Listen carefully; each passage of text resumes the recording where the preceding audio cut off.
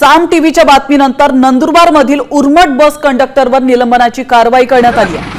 शिरपूर पुणे मार्गावर धावणाऱ्या शिरपूर आगारातील बसमधून वृद्ध दाम्पत्याला कंडक्टरने चुकीची वागणूक देत त्यांना बस खाली उतरवलं होतं। आपण या दृश्यांच्या माध्यमातून पाहू शकतो, बस बिघडल्याने वृद्ध दाम्पत्य या बसमध्ये। तर परिवहन मंत्री प्रताप सरनाईक आपल्याला जोडले गेलेले आहेत फोनद्वारे। सरनाईक जी, आपण पाहतोय, तुम्ही हे व्हिज्युअल देखील पाहिले असतील, ही बातमी तुमच्या कानावर पडली असेल, एक कंडक्टरचा उर्मटपणा यातून समोर आलेला आहे, काय कारवाई पुढची होऊ शकते याच्यावर?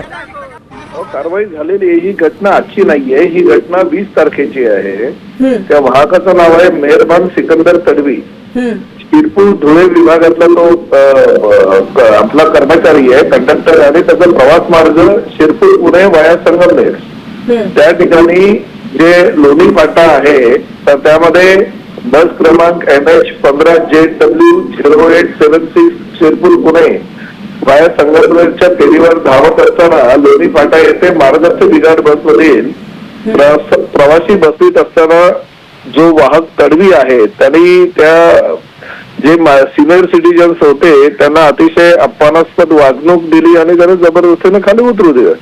आणि तो व्हिडिओ जो आहे तो व्हायरल होत होता 3 दिवसापासून, आणि परिवहन मंत्री या नात्याने मी आणि माझ्या सगळ्या अधिकाऱ्यांनी त्याची दखल घेतली आणि अशा चुकीच्या केलेल्या कामाबद्दल त्याला तात्काळ आम्ही निलंबित केलेला आहे।